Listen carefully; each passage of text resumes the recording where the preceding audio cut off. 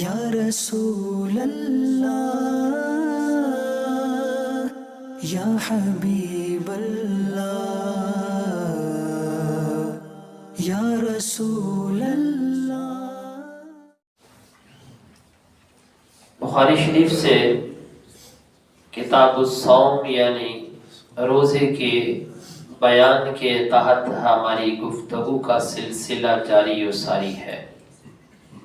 آج ہم دو عنوانات کے تحت گفتگو سنیں گے۔ ایک تو امام بخاری علیہ رحمہ نے یہاں عنوان قائم کیا ہے باب صوم الصبیان، بچوں کا روزہ رکھنا، کہ یہ جو بچے ہیں شوق سے روزہ رکھتے ہیں، اس حوالے سے ہماری شریعت مطہرہ نے کیا رہنمائی کی ہے۔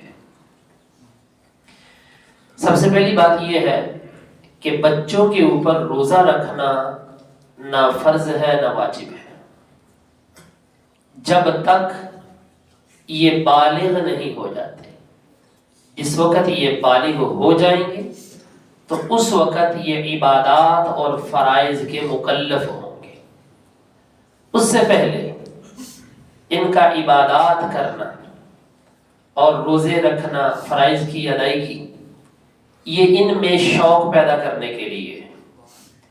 جس طرح ایک شارح بخاری ہے علامہ ابن بطال، انہوں نے کہا ہے علماء کا اس پر اجماع ہے عبادات اور فرائض صرف بلوغ کے وقت لازم ہوتے ہیں، مگر اکثر علماء نے برکت کے لیے بچوں کو عبادات کی مشق کروانا مستحسن قرار دیا ہے کہ بچے بھی برکت حاصل کریں۔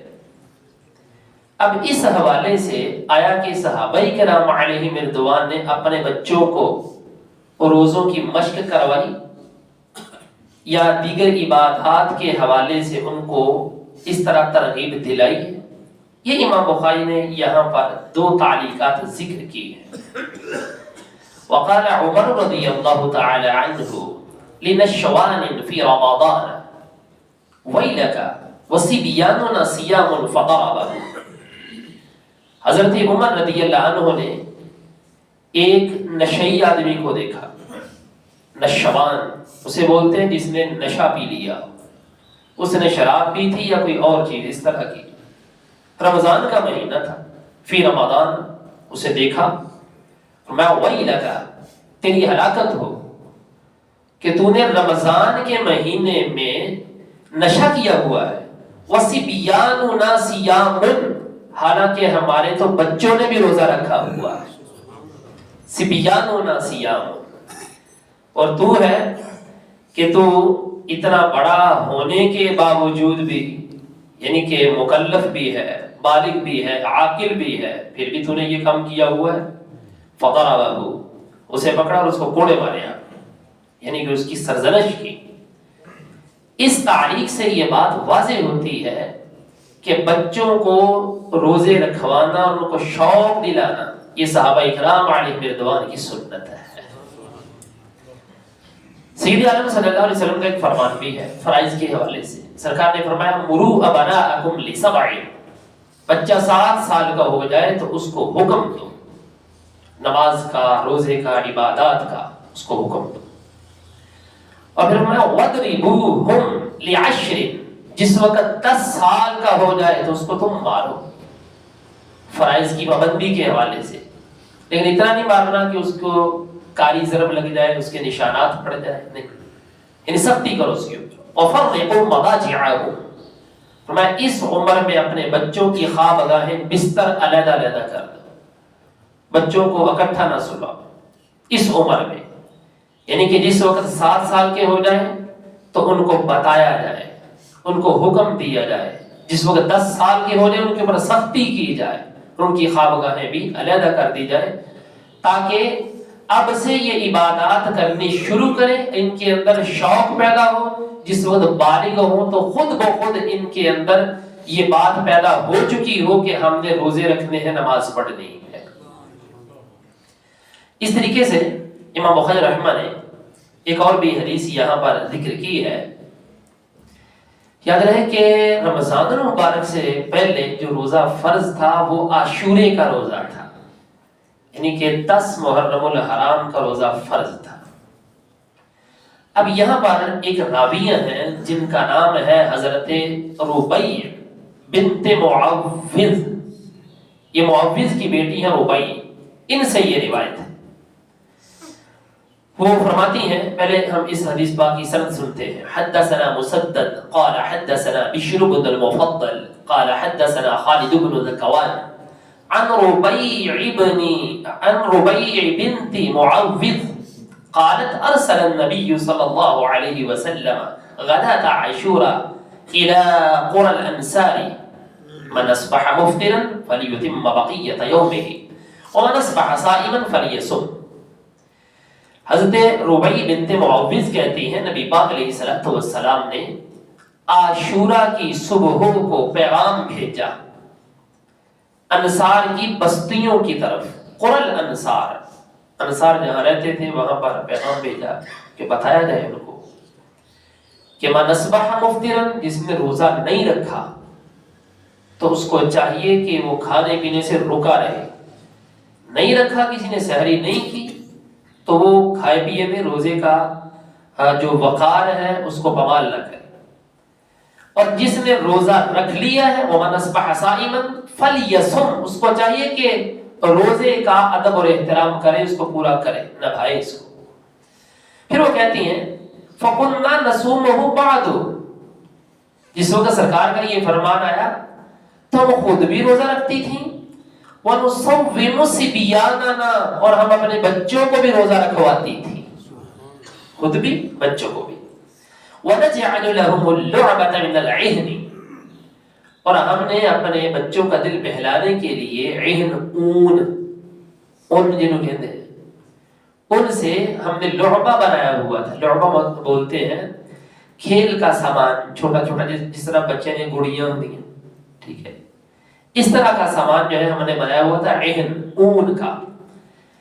فَإِذَا بَقَى أَحَدُهُمْ عَلَى الطَّعَامِ أَعْطَيْنَاهُ ذَاكَ حَتَّى يَكُونَ عِندَ الْإِفْطَارِ، جس وقت کو بچہ روتا کھانے پینے کے واسطے تو ہم اس کے سامنے وہ کھیل کا سامان رکھ دیا کرتے تھے یہاں تک کہ افطار کا وقت ہو جاتا، یعنی کہ بچے نو آرے لائی رکھنا، کھان پینے واسطے کچھ نہیں دیا۔ اس سے یہ بات واضح ہوتی ہے کہ بچوں کو روزہ رکھوانے کی مشق کروانا یہ حضرات صحابہ کرام علیہم رضوان کا طریقہ رہا ہے، ٹھیک ہے جی۔ تو لعبہ یہاں سے جو لفظ واضح ہو رہا ہے،